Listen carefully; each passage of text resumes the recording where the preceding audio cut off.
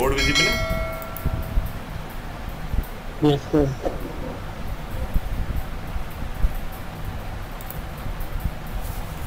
ठीक है, तो कल हम लोगों ने लीनियर क्यू में इंसर्शन के लिए एल्गोरिथम देख रहे थे।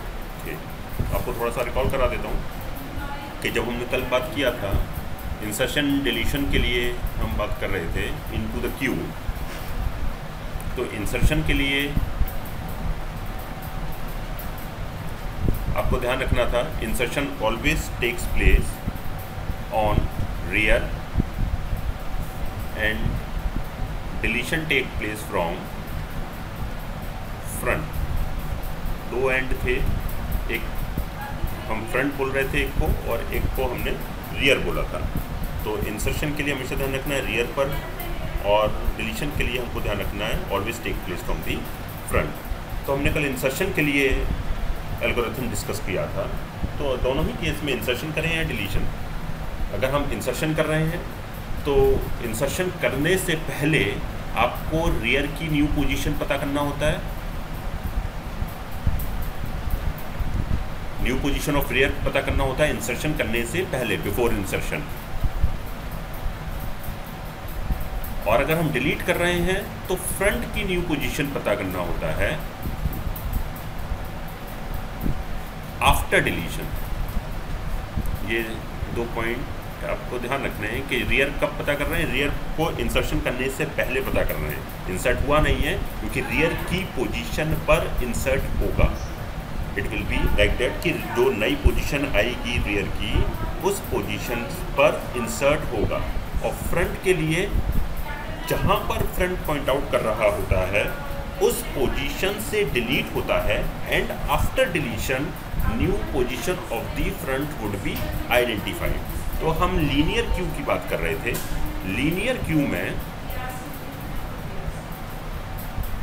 आपके पास इंसर्शन के टाइम पर दो पॉसिबिलिटीज़ थी, कल भी बात किया था। क्या क्या पॉसिबिलिटीज़ थी? या तो आपके पास क्यू एम्प्टी है, दैट मीन्स योर फ्रंट और रियर दोनों ही -1 पर हैं। या दूसरा चीज़, क्यू एम्प्टी नहीं है लेकिन रियर का जो पोजीशन है वो समवेयर इन मिड है। तो इस केस में हमने आइडेंटिफाई किया था रियर की नई पोजीशन रियर +1 हो जाएगी। और अगर क्यू एम्प्टी है उस केस में फ्रंट और रियर दोनों को ही दोनों को ही 0 पर सेट कर दीजिए। तो आपने रियर की नई पोजीशन आइडेंटिफाई किया और इस रियर की पोजीशन पर इंसर्ट कर दिया। रियर की नई पोजीशन आइडेंटिफाई किया और इस पोजीशन पर इंसर्ट कर दिया। ये वाला पॉइंट समझ में आया था? इस वाले पॉइंट में ठीक है। अब नेक्स्ट जो है इसी के, अगर मैं डिलीशन की बात करूं, अब डिलीशन में मैंने लिखा है कि डिलीशन होता है फ्रंट से। जब डिलीशन फ्रंट से परफॉर्म होता है तो फ्रंट की नई पोजीशन आइडेंटिफाई करना होता है, फ्रंट की नई पोजीशन आइडेंटिफाई करना होता है।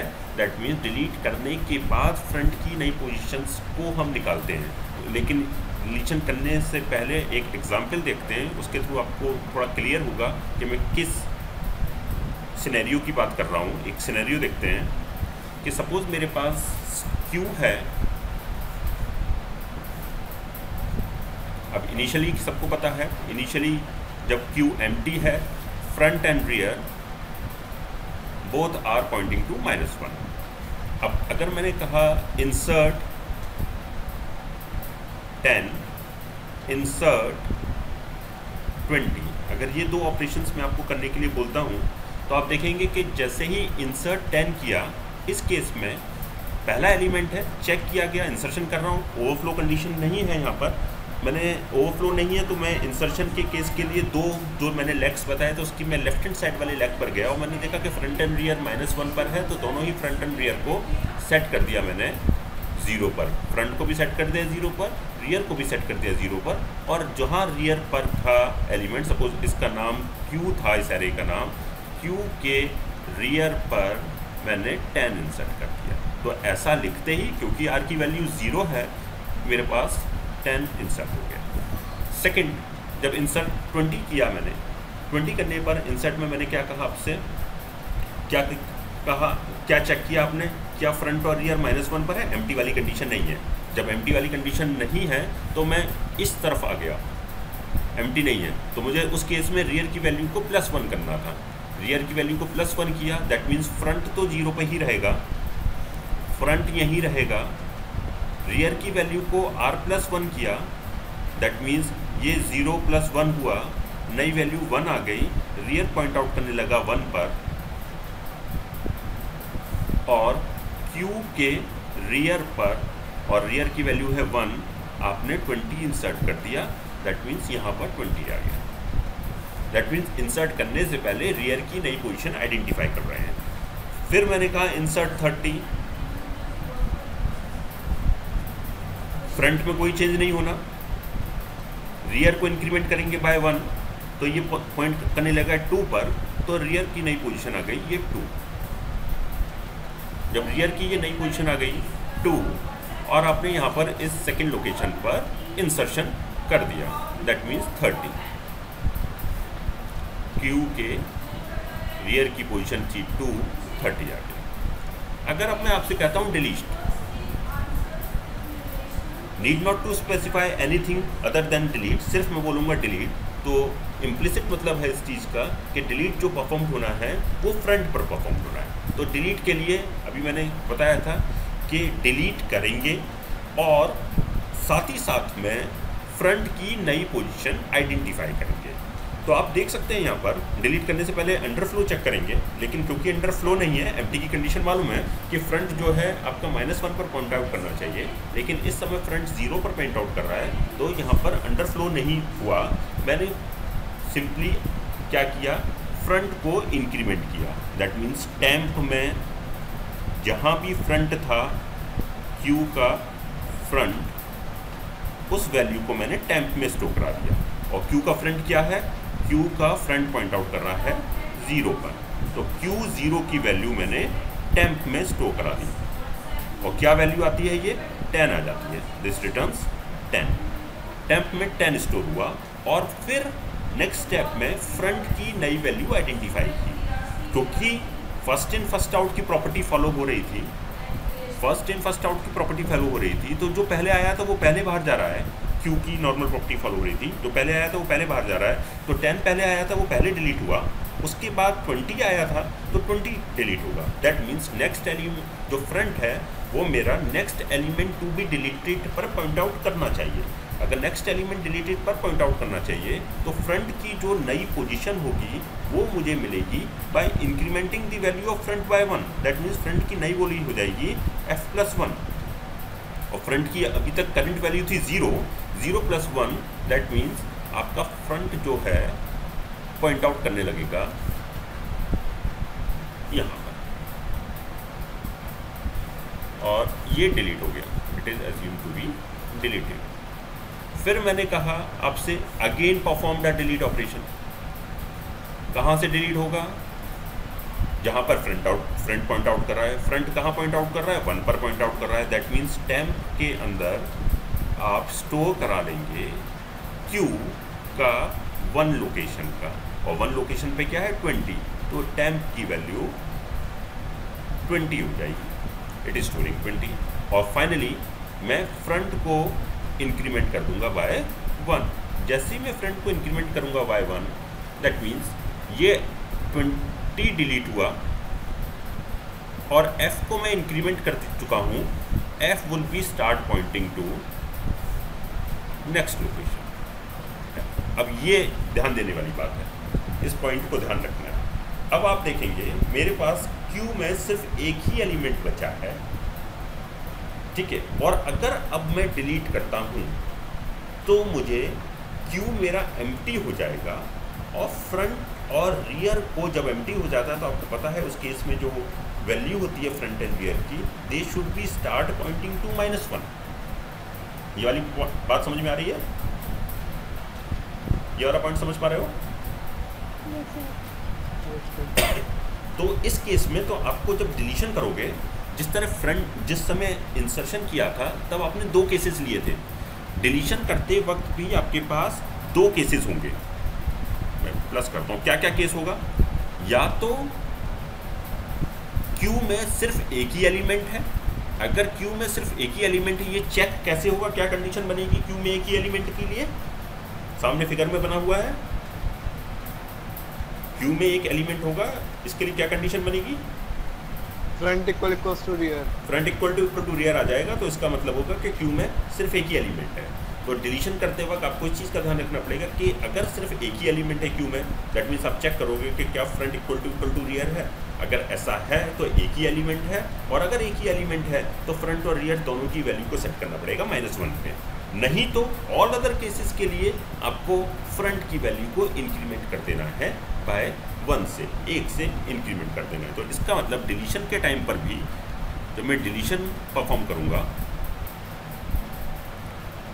तो डिलीशन के टाइम पर भी मेरे पास दो पॉसिबिलिटीज़ हैं। लीनियर क्यू की बात कर रहा हूँ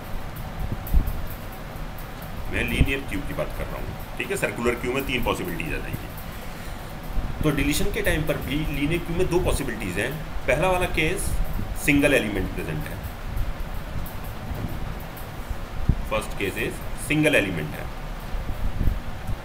अगर सिंगल एलिमेंट है तो इसकी कंडीशन मालूम है, अभी देखा हमने, फ्रंट इक्वल टू रियर हो जाए तो सिंगल एलिमेंट है। अगर ऐसा सा केस है तो उस केस में फ्रंट को भी -1 पे सेट करोगे और रियर को भी -1 पे सेट करोगे, एम्प्टी की कंडीशन पर सेट कर दोगे। नहीं तो अगर ये कंडीशन नहीं है, सेकंड कंडीशन है कि आपका फ्रंट कहीं भी मिड में है, कहीं भी हो सकता है other than F equal to R की कंडीशन है। उस केस में सिंपली फ्रंट को सेट कर दोगे फ्रंट +1 पे। कोई डाउट इसमें?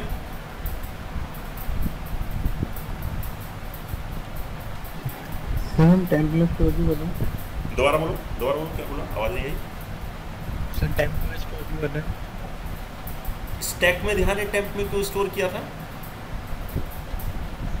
कौन पूछ रहा है?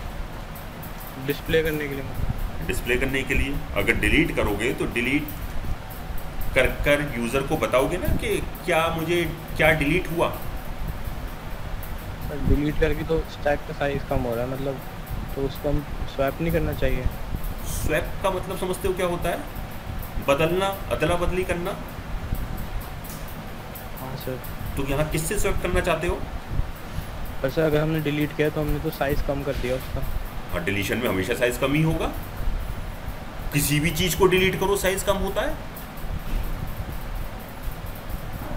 ये ऑपरेशन है जो क्यू पर अप्लाई कर सकते हो।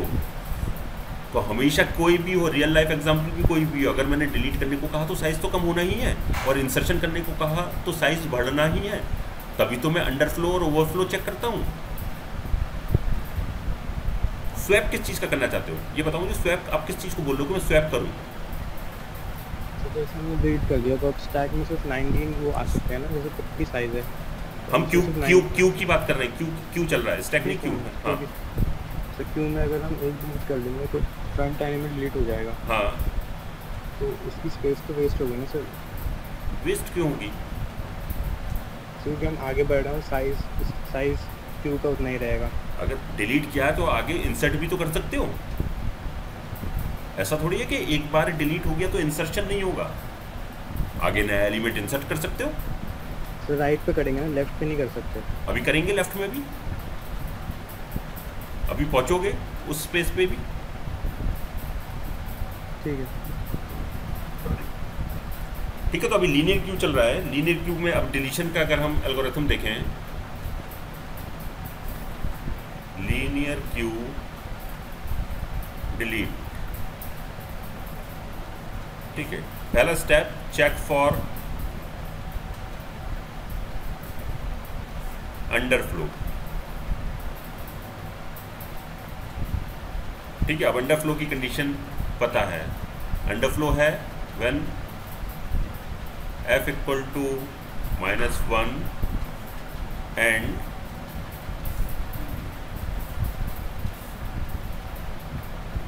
rear equal to -1 print underflow and exit.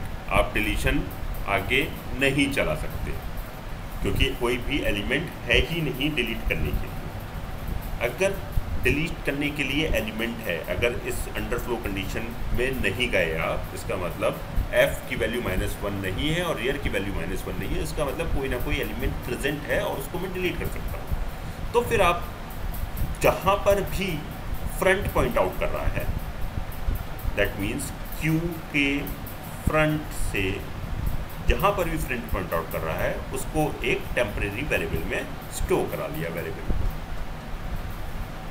और अब नेक्स्ट स्टेप में you have to identify the new value of front, that means find the new value of front.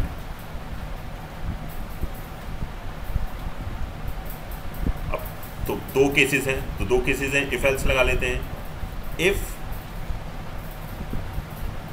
Front equal to rear,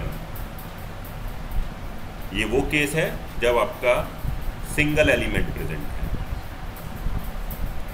single element present.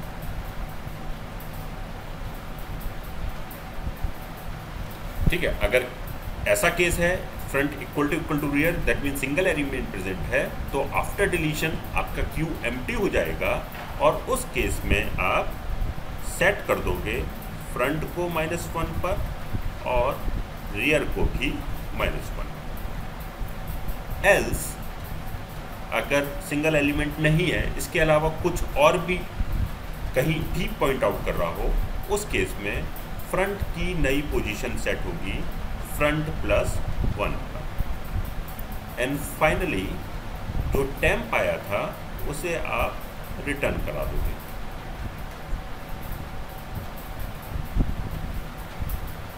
कोई doubt है तो पूछ लो इसमें।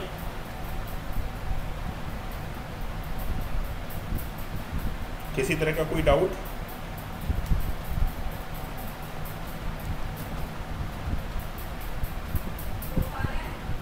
मेरी आवाज सुन पा रहे हो?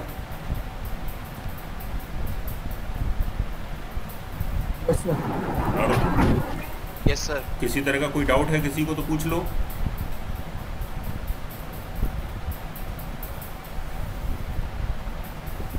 चलिए अब देखते हैं कि ये हम बात कर रहे थे, अभी हमने लास्ट एग्जाम्पल में भी देखा कि ये अगर एग्जाम्पल था तो लीनियर क्यू, हम स्पेसिफिकली लीनियर क्यू की बात कर रहे हैं, तो लीनियर क्यू में क्या होगा कि अगर, अब इसका लीनियर क्यू का एक ड्रॉबैक है कि आप देख पा रहे हैं कि मेरे पास, क्योंकि मैं इसको दूसरे पेज पे कॉपी करता हूँ,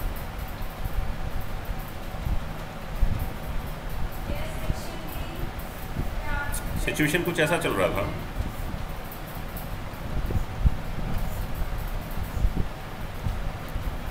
कि डिलीट करते हुए फ्रंट और रियर दोनों ही एक पोजीशन पे पहुंच गए।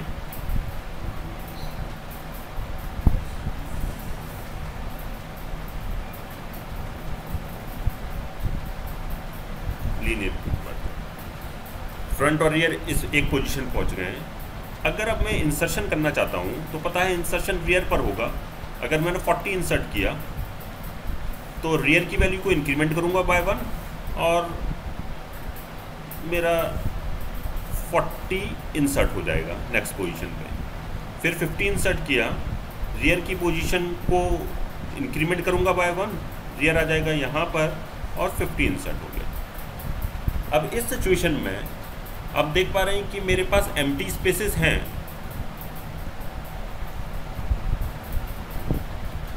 स्पेसेस हैं, लेकिन अगर मैं अब इंसर्ट करना चाहूँ तो मैं इंसर्ट नहीं कर सकता, क्योंकि इंसर्शन का एल्गोरिथम कहता था कि रियर अगर साइज -1 पे पहुँच गया है तो इसके आगे अगर मैंने ++ किया तो 5th पोजीशन पर पहुँचेगा और 5th पोजीशन मेरा एक्सेसिबल नहीं है इस एरे के करस्पॉन्डिंग।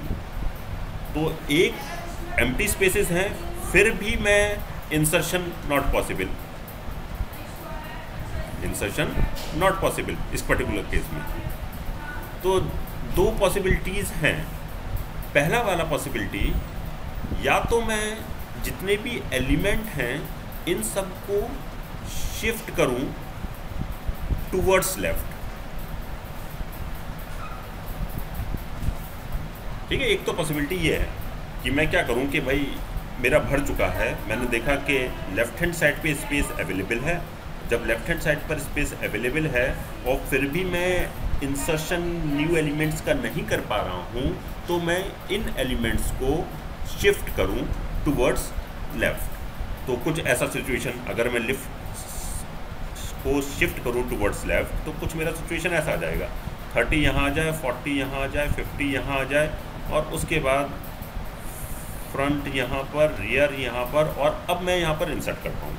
लेकिन शिफ्टिंग के लिए भी पता है कि शिफ्टिंग की कॉम्प्लेक्सिटी n होती है।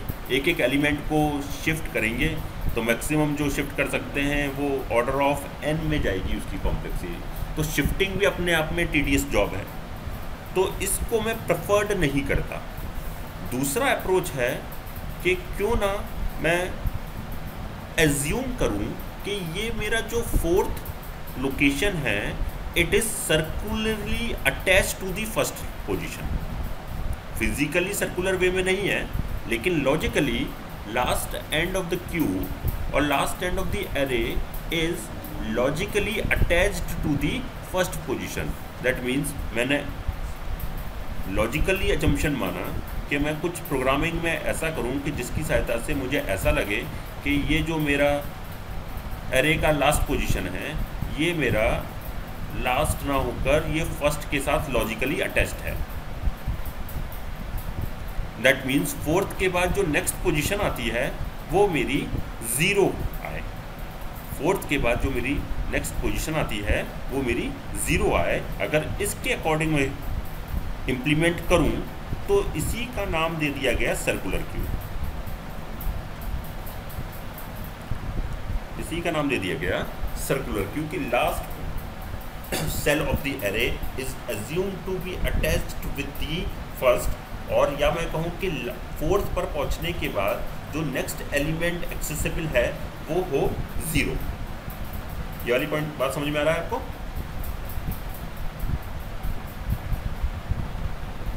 Yes sir. कोई डाउट है इस वाले पॉइंट में? तो मतलब लीनियर क्यू में नहीं कर सकते, अगर मतलब ये जो प्रॉब्लम आ रही है लीनियर क्यू के थ्रू सॉल्व नहीं हो सकता, तो सर्कुलर क्यू ही बनाना पड़ेगा हमें। उसके लिए सर्कुलर क्यू बनाना पड़ेगा। लीनियर क्यूब के एल्गोरिथम में ऐसा कोई प्रोविज़न नहीं है। चेंजेस किए आपने उसमें तो वो सर्कुलर बन जाएगा, उसका नया नाम आ जाएगा। कंसेप्ट में कोई और चेंज नहीं है, सिर्फ एक ही जगह पर चेंज आना है कि जो लास्ट एलिमेंट के बाद एलिमेंट एक्सेसिबल होगा वो फर्स्ट एलिमेंट होगा। और ये कोई मैं फिजिकली नहीं बनाता हूँ circular, it is not physically. मैं प्रोग्रामिंग के थ्रू एक्सेसिबिलिटी को एनहांस करूँगा कि फोर्थ एलिमेंट के बाद, इस पर्टिकुलर एग्जांपल में सामने बन रहा है, फोर्थ एलिमेंट के बाद जीरोथ एलिमेंट एक्सेस हो। अगर मैं ऐसा कर दूँ तो मेरा क्यू को मैंने कंसेप्चुअली सर्कुलर बना दिया।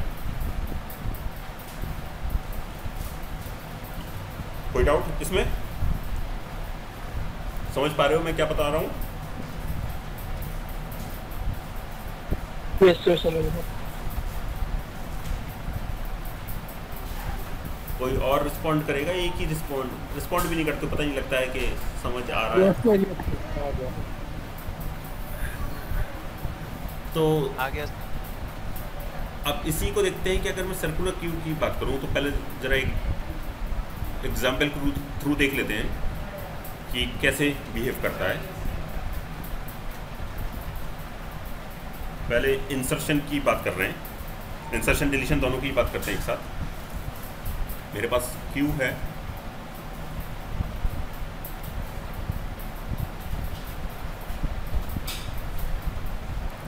ज़ीरो 1 2 3 4। अब मैं बात कर रहा हूँ circular Q.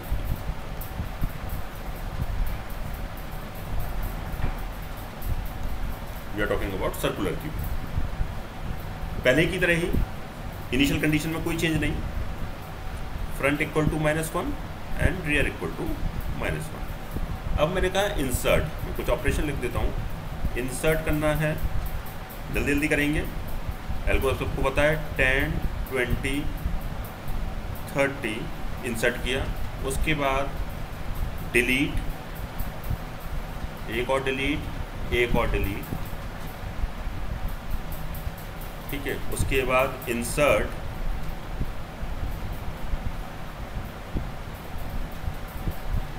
Insert, insert, 3 insert किए, 30 तक किया था, 40 50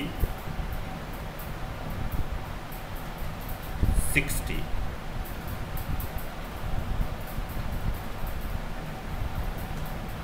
है ना।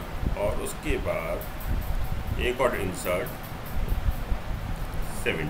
ध्यान से देखना, सब लोग मेरे साथ साथ देखना कि क्या हो रहा है। अपना कॉपी पेंसिल पे भी थोड़ा सा करते रहना। इनिशियली फ्रंट और rear both pointing to -1, empty है। सबसे पहले कहा गया इंसर्ट 10, इंसर्ट 10 के लिए वो पता है क्योंकि एम्प्टी है तो इंसर्शन के हम पहले वाले केस में गए, व्हेन इट इज़ एम्प्टी तो both front and rear would be pointing to 0 और 10 इंसर्ट हो गया। उसके बाद ये है फ्रंट और ये है रियर। तो फ्रंट को वैल्यू को हमने डिलीट किया दूसरा एलिमेंट और फ्रंट की वैल्यू को इंक्रीमेंट कर दिया बाय 1। दैट मीन्स ये डिलीट हुआ, 20 डिलीट हुआ, फ्रंट आगे बढ़ गया और फ्रंट यहाँ आ गया, ठीक है। इस ऑपरेशन के बाद front equal to rear equal to 2 पर है। उसके बाद इंसर्ट 40 तो रियर पर इंसर्शन होगा, रियर की वैल्यू इंक्रीमेंट होगी बाय 1 और 40 आ जाएगा। ये हुआ insert 40। Next is rear 50, rear की वैल्यू इंक्रीमेंट होगी बाय 1, रियर पॉइंट आउट करेगा यहाँ पर और यहाँ आ जाएगा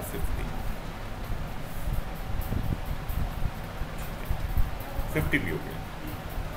नेक्स्ट, क्योंकि सर्कुलर क्यू है तो क्योंकि ये लास्ट पे है, साइज -1 पे है, लास्ट पे है, तो आपको जब आप देखोगे कि आपका रियर साइज -1 पे है और ओवरफ्लो भी नहीं है तो इसका मतलब एम्प्टी स्पेस अवेलेबल है आपके पास। आप रियर की वैल्यू को सेट करोगे 0 पर। अगर आप 50 इंसर्ट करने को कहा गया तो 2 चीज़ें चेक करोगे, क्या ओवरफ्लो है, ठीक है। अभी ओवरफ्लो की बात करेंगे, अभी देखने से पता लग रहा है ओवरफ्लो नहीं है, ठीक है। अभी ओवरफ्लो कंडीशन की बात करेंगे, हम पहुँच ही रहे हैं ओवरफ्लो कंडीशन पे। तो क्या ओवरफ्लो है? नहीं जी, ओवरफ्लो तो नहीं है, अभी तो एम्प्टी स्पेसेस हैं। अगर एम्प्टी स्पेसेस हैं और सर्कुलर क्यू है और रियर मेरा, फिर मैंने चेक किया ओवरफ्लो नहीं है। उसके बाद मैंने चेक किया रियर कहाँ पर पहुँच गया है, रियर साइज -1 पे पहुँच गया है। अगर रियर साइज -1 पे पहुँच गया तो मुझे पता है कि जो नेक्स्ट एलिमेंट इंसर्ट होगा एक्सेसिबल है पोजीशन, वो 0th पोजीशन है। नेक्स्ट पोजीशन 0th पोजीशन है। तो आप देखोगे कि रियर को मुझे सेट करना होगा 0 पर, और जब मैं रियर को सेट करूंगा 0 पे, मैं नए रियर की पोजीशन पे पहुंचा, रियर इज सेट टू 0 और मैं यहाँ आ गया और यहाँ पर 60 इंसर्ट हो गया, ठीक है। 60 इंसर्ट कर रहे थे। नेक्स्ट हुआ 70, फिर रियर को मैंने बढ़ा दिया और मैंने 70 इंसर्ट कर दिया। अब आप देख सकते हो कि आपकी एरे पूरी भर चुकी है, आपका एरे क्यू पूरा फुल हो चुका है। तो मेरे पास यहाँ ओवरफ्लो की एक और कंडीशन निकल कर आ रही है। पहले वाली कंडीशन तो एज इट इज़ चलेगी, पहला वाला तो कंडीशन एज इट इज़ चलना ही है कि ओवरफ्लो के केस में फ्रंट यहाँ पर हो और रियर यहाँ पर हो। अगर सिंपली डिलीशन इंसर्शन परफॉर्म करते 5 एलिमेंट का, इंसर्शन परफॉर्म्ड होता 5 एलिमेंट का, 10 20 30 40 50, और मैं यहाँ से जब इनिशियली एम्प्टी होता फ्रंट और रियर दोनों को ही 0 पे सेट करता, पहला एलिमेंट इंसर्ट करता, दूसरा एलिमेंट इंसर्ट करता, तीसरा, चौथा और 5वां, तो ये सिचुएशन बन जाती है। Front would be pointing to 0 and rear would be pointing to 0 1 2 3 4 पर पॉइंट आउट कर रहा होता, ठीक है। तो एक तो ये कंडीशन है ओवरफ्लो की, दिस इज एन ओवरफ्लो, क्योंकि दिख रहा है मुझे भर चुका। सर्कुलर, ये लीनियर क्यू में भी था, सर्कुलर क्यू में भी है। लेकिन एक कंडीशन और बन रही है मेरे पास ओवरफ्लो की, ये वाली, जिसमें कि रियर मेरा घूमकर पीछे की तरफ आ जाता है, इसमें भी ओवरफ्लो बन रहा है। तो एक नई कंडीशन जनरेट होगी ओवरफ्लो की, that is front equal to rear plus 1। अगर दोनों में से कोई भी कंडीशन फुलफिल हो तो ओवरफ्लो हो जाएगा। ये वाला पॉइंट समझ में आ रहा है? Yes sir. तो फिर से बताएं। Yes sir. फिर से बताएं। देखो अब क्योंकि सर्कुलर क्यूब की बात कर रहे हैं, तो सर्कुलर क्यूब में आपने देखा कि नेक्स्ट लास्ट एलिमेंट के बाद जो एलिमेंट एक्सेसिबल होगा वो फर्स्ट एलिमेंट होगा। दोबारा से हम देख लेते हैं, ठीक है, एक बार और देखते हैं, क्योंकि यही हमें इसका यूज़ भी प्रोग्रामिंग में भी होगा, एल्गोरिथम में भी होगा, तो हमें ये सिचुएशन समझ में आना चाहिए कि ये ओवरफ्लो कब हो रहा है। दोबारा देखते हैं नए पेज पर, बात कर रहे हैं हम ओवरफ्लो की, किस में बात कर रहे हैं? सर्कुलर क्यूब में बात कर रहे हैं।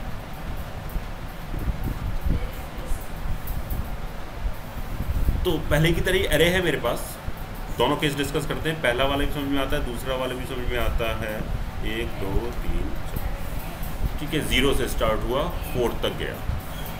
फ्रंट और रियर, ओवरफ्लो का मतलब समझ में आना चाहिए, पूरा भर गया है, no space available, no space available. बहुत दिन से बात कर रहे हैं, अगर कोई स्पेस अवेलेबल नहीं है तो it is termed as overflow. तो front equal to rear equal to -1 initially ये कंडीशन। 5 एलिमेंट इंसर्ट करने के लिए कहा गया, 10 इंसर्ट करें, 20 इंसर्ट करें, 30 40 एंड 50। अब जैसे ही ये 5 एलिमेंट इंसर्ट करोगे, पहले एलिमेंट इंसर्ट करोगे तो फ्रंट और रियर दोनों ही यहाँ पर आ जाएंगे, और फिर पता है फ्रंट और रियर दोनों ही यहाँ पर आ गए। पहले के लिए एक अलग केस और बाकी सबके लिए एक केस चलेगा कि रियर अगर कहीं भी क्यू में पॉइंट आउट कर रहा है तो उस केस में आप क्या करिए, रियर को इंक्रीमेंट कर दीजिए बाय 1। तो जब मैं 5 एलिमेंट इंसर्ट कर दूंगा, 10 20 रियर इंक्रीमेंट होगा, 20 आएगा, इंक्रीमेंट होगा, 30 आएगा, 40 आएगा और 50 आएगा, और आपका जो रियर है वो यहाँ पॉइंट आउट करने लगेगा। तो मुझे दिख रहा है कि इस केस में मेरे पास क्यू में कोई भी स्पेस नहीं बचा है, तो मैं फ्रंट और रियर की पोजीशन को देखकर बता सकता हूँ कि मेरा ओवरफ्लो की कौन सी कंडीशन है। दैट मीन्स फ्रंट हो 0 पर और रियर हो साइज -1 पे, है ना, एंड लगा है दोनों में, दोनों कंडीशन एक साथ फुलफिल हो तो मेरे पास सर्कुलर क्यूब के केस में पहला तो ये है ओवरफ्लो की कंडीशन, पहली कंडीशन ओवरफ्लो की। अब दूसरी कंडीशन, इसी को मैं आगे लिखता हूँ कि मेरे पास सिचुएशन यही चल रही है,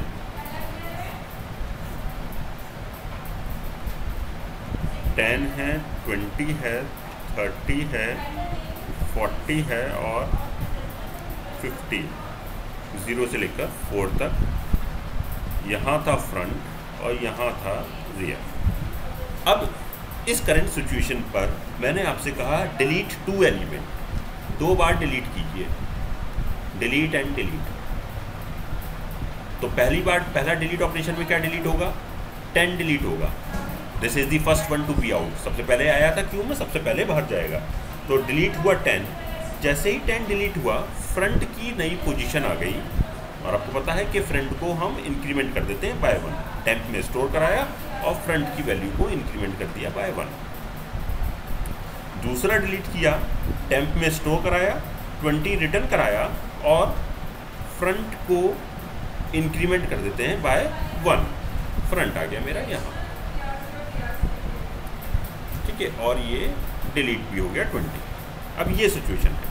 अगर मैंने इस समय आपसे, क्योंकि सर्कुलर क्यू है, अगर लीनियर क्यू होता तो मैं यहाँ पर इस सिचुएशन में एलिमेंट इंसर्ट नहीं कर सकता था, लेकिन क्योंकि ये सर्कुलर क्यू है तो मैं मान के चला हूँ कि ओवरफ्लो नहीं है, तो ओवरफ्लो का एक कंडीशन तो ऊपर देखा, क्या फ्रंट इक्वल टू 0 और रियर इक्वल टू साइज -1 है?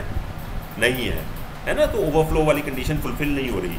अगर ओवरफ्लो वाली कंडीशन फुलफिल नहीं हो रही तो मैं भी दूसरी कंडीशन भी देखता हूँ कि ओवरफ्लो की क्या दूसरी कंडीशन होती है, लेकिन अभी फॉर द टाइम भी मुझे देख कर पता लग रहा है कि मेरा ओवरफ्लो नहीं है, एम्प्टी स्पेसेस अवेलेबल है।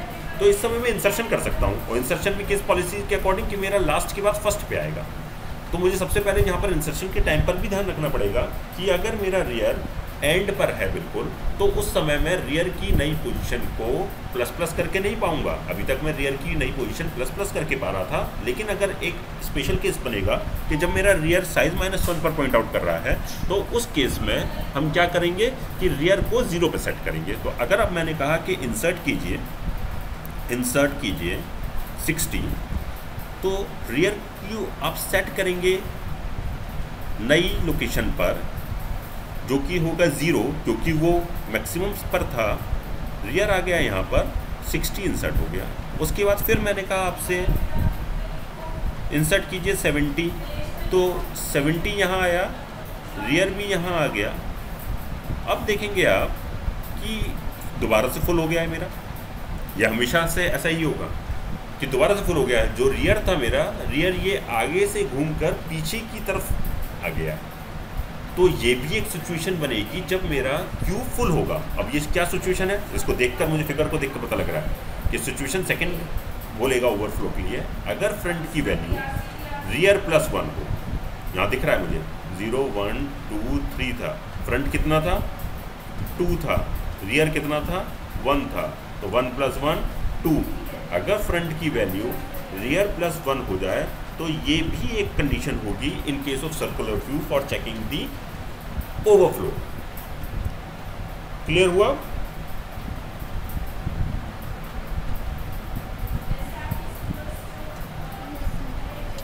किसी को कोई डाउट है तो पूछ लो।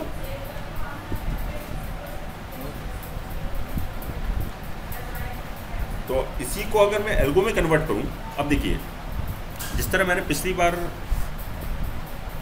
एल्गो में कन्वर्ट करूं, तो मेरे पास इस बार 3 सिचुएशन आई। क्या क्या क्या बात कर रहे हैं हम?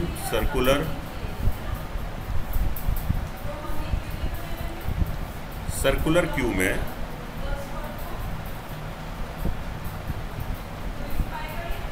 इंसर्शन की बात कर रहे हैं।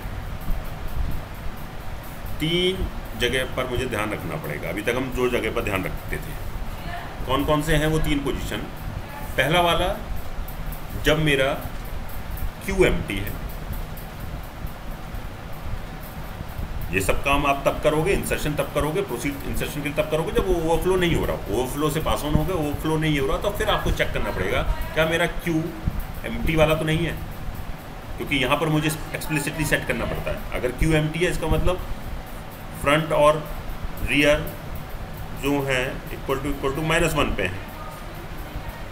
अगर ऐसा सिचुएशन है, उस केस में आप पहले की तरह ही फ्रंट और रियर को 0 पर सेट कर दोगे। एक ये केस बना, फ्रंट और रियर दोनों को ही 0 पर सेट कर दीजिए। फिर एक केस देखा हमने कि जो मेरा रियर है वो साइज -1 पे हो, दैट मीन्स एंड पर पहुंच गया हो और ओवरफ्लो भी नहीं हो रहा। तो इस केस में आपने देखा कि रियर को आप 0 पे सेट करोगे, फिर अगेन इनिशियली पहली वाले पे सेट कर दोगे।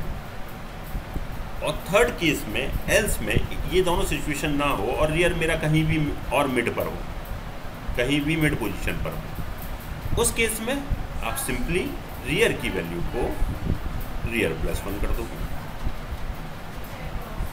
बात क्लियर हुई? किन बातों का ध्यान रखना है? 3 जगह हैं हमारे पास, 3 पोजीशंस हैं। इनिशियली अगर आपका क्यू एम्प्टी है, उस केस में फ्रंट और रियर दोनों को ही 0 पे सेट करोगे। मुझे इंसर्शन करने से पहले आपको नई पोजीशन रियर की निकालनी है। तो पहले वाले केस में देखा आपने, नई पोजीशन रियर की आ गई 0। अगर आपका रियर साइज -1 पर पॉइंट आउट कर रहा है, ये वो वाला केस है जिसमें कि रियर आपका एंड में पहुंच चुका है। अगर एंड में पहुंच चुका है, क्योंकि सर्कुलर क्यू है और उसमें वेकेंट स्पेसेस हैं, तो मुझे जो नेक्स्ट पोजीशन होगी रियर की, उसको 0 सेट करना होगा। नहीं तो कहीं और मिड में है, बीच में, तो सिंपली आप रियर की नई पोजीशन को रियर +1 कर निकाल सकते हैं। ये तीनों केस समझ में आए? कहाँ कहाँ पर किस चीज़ की ज़रूरत है? तो जब R साइज -1 होगा तो वो R0 हो जाएगा। R0 हो जाएगा, ये तो वो फ्रंट से छोटा रहेगा। फ्रंट की तो बेटा कोई बात ही नहीं है इसमें अभी। वरना ओवरराइट हो जाएंगे ना दोनों। बेटा ओवरराइट, देखो ओवरराइट का क्या कंडीशन बनेगा, ये सुनो देखो सुनो, फिर आप मेरी बात समझ नहीं पा रहे हो, थोड़ा सा माइंड को खोल के बैठो। 1 2 3 4, सिर्फ एक ही कंडीशन में ओवरराइट होगा। फ्रंट यहाँ पर है, रियर यहाँ पर है। 10 20 30 40 50, ठीक बात है। अगर फ्रंट पहली पोजीशन पे है और रियर इस पोजीशन पर है, तभी एक पॉसिबिलिटी है कि आप आर को इंक्रीमेंट करो। आपने चेक किया साइज -1 पे है सर, आप बोलोगे सर है, तो मैं रियर को 0 पे सेट कर दूं। लेकिन भाई मेरे, ये चेक करने से पहले आपको ओवरफ्लो चेक करना है,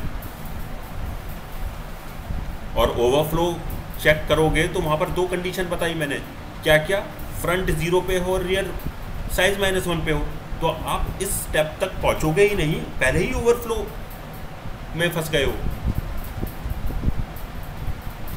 हम ओवरफ्लो पहले चेक कर रहे हैं इंसर्शन से पहले। या तो ये केस है, या दूसरा केस घूम के पीछे से वापस आ गया। 10 20 यहाँ पर आ गया रियर, 30 40 50 और यहाँ पर आ गया फ्रंट, तो ओवरराइड कर सकता है इस वाले केस के थ्रू। आर कहीं मिड में है, R+1 करूँ तो सर रियर इसके ऊपर पहुँच जाएगा। लेकिन फिर ये ओवरफ्लो का केस है, ये ओवरफ्लो का केस है, ये ओवरफ्लो का केस है। अगर ओवरफ्लो चेक करने के बाद आप बच गए, तब आप इन 3 में से एक अप्लाई करोगे। अब बताओ कहाँ होगा ओवरराइड? तुम्हें लग रहा है कि कहीं पर ओवरराइड हो पाएगा किसी सिचुएशन में? सर ये वाला केस फिर से बताएंगे? कौन सा वाला? आर पीछे फ्रंट के, ये वाला ये वाला। हाँ, तो यही तो अभी लास्ट स्लाइड में भी यही तो हमने डिटेल में डिस्कस किया कि एक सिचुएशन ये भी बनेगी, लेकिन ये ओवरफ्लो है, दिख रहा है ना, पूरा भर चुका है, कोई एम्प्टी स्पेस है ही नहीं। अब जब ओवरफ्लो है तो ये, मैं तो जब ओवर इंसर्शन करने से पहले जब ओवरफ्लो में कंडीशन चेक की थी तो ये इसको डिटेक्ट कर लेगा। ये अगर डिटेक्ट हो गई ओवरफ्लो में, तो मैं कभी भी ये जो 3 स्टेप लिखे हैं, इन 3 स्टेप की तरफ बढ़ूंगा ही नहीं। या तो ये होगा, या ये होगा, या ये होगा। देखो पहले वाले केस में पहला जो एरे बनाया है, इस वाले केस में अगर मैं ओवरफ्लो चेक ना करूं, हम चलते हैं कि ओवरफ्लो मैंने सर चेक नहीं किया, अगर ओवरफ्लो चेक नहीं किया तब उस केस में आप किस में जाओगे? पहले दूसरे तीसरे में से किस में जाओगे? दूसरे वाले पे जाओगे, है ना। अभी हम ओवरफ्लो अगर चेक नहीं करते तो मेरा सिचुएशन इन तीनों में से फर्स्ट सेकंड थर्ड में से किस सिचुएशन में है? हम रियर की वैल्यू साइज -1 पे है, ये रियर की वैल्यू साइज -1 पे है, तो मुझे क्या करना होगा? रियर की वैल्यू को 0 सेट करना होगा। करना होता, करता भी मैं, लेकिन क्योंकि अभी ये ओवरफ्लो कंडीशन है और इंसर्शन करने से पहले मैं पहले ओवरफ्लो चेक करता हूँ, तो ये मुझे ओवरफ्लो में डिटेक्ट हो जाएगा। यही डिटेक्ट हो जाएगा कि भाई ओवरफ्लो है, आप इंसर्शन नहीं कर सकते हैं, तो इन तीनों स्टेप्स के अंदर मैं जाऊँगा ही नहीं। और ये नीचे वाला केस, ये भी मेरा ओवरफ्लो की कंडीशन है, जो भी मैंने पीछे लिखी थी, ये वाली कंडीशन, ये तो लिखा था ये, जब आर जो है घूम के पीछे आ गया एफ के, तब उस समय ये वाली कंडीशन, ये दोनों कंडीशन लिखी है ओवरफ्लो की मैंने, कि F = R+1 हुआ तब भी ओवरफ्लो होगा, तब भी मैं आगे प्रोसीड नहीं करूंगा और मेरे पास ओवरफ्लो डिटेक्ट हो जाएगा। ओवरराइड की कोई पॉसिबिलिटी ही नहीं है। बताएं किसी को कोई डाउट है तो पूछ लो, और थोड़ा सा अपने हाथ से पेपर पेंसिल से करके देखोगे तो ज़्यादा पता लगेगा। सुनकर तो अच्छा लगता है, अपने आप करते हैं तो फिर कंफ्यूजन होता है। ठीक है, तो अब एल्गो लिखना बड़ा आसान हो गया है। मैंने सारे केस यहाँ डिस्कस कर लिए हैं। अगर मैं अब इसको कहूँ कि भैया एल्गो में कन्वर्ट कर दो, तो मुझे कुछ नहीं करना, ठीक है ना। सर्कुलर क्यूब में इंसर्ट की बात कर रहे हैं, तो पहला स्टेप जब भी इंसर्शन करते हैं, check for overflow, check for overflow. अब ओवरफ्लो के लिए हमने देख लिया 2 कंडीशन है, क्या क्या? फ्रंट = 0 हो और साथ ही साथ रियर = साइज -1 पे हो, है ना। इफ लगा लेना, इफ लगाया है तो इसको डबल = लगा लेना, साइज -1 पे हो, या तो ये कंडीशन फुलफिल हो जाए, या और दूसरी भी एक कंडीशन है, फ्रंट = रियर +1 हो। दोनों में से कोई भी कंडीशन फुलफिल हो गया, या तो ये वाली कंडीशन, ये पहली कंडीशन हमने डिस्कस किया था, ये दूसरी कंडीशन डिस्कस किया है, दोनों में से कोई भी, इसलिए मैंने बीच में और लगाया है। दोनों में से कोई भी कंडीशन फुलफिल हुआ तो ओवरफ्लो हो गया और मुझे एग्जिट करना होगा, मैं आगे प्रोसीड नहीं कर पाऊंगा। I have to exit from my algorithm. नहीं तो अगर ओवरफ्लो नहीं हो रहा है तब मैं रियर की नई वैल्यू आइडेंटिफाई करूंगा, rear, new value of rear, new rear value. कैसे कैसे कर सकता हूँ? 3 केसेस हैं। क्या क्या? If rear equal to empty वाली कंडीशन ले लेते हैं पहले, -1 पे। This is the condition of जब वो एम्प्टी है क्यू। जब एम्प्टी है क्यू तब मुझे क्या करना था? उस केस में फ्रंट को 0 सेट करना है और रियर को भी 0 सेट करना है। एल्स इफ रियर जो है किसके बराबर है? साइज -1 के बराबर है, तो ये मेरा नई रियर की वैल्यू सेट करूंगा 0 पर।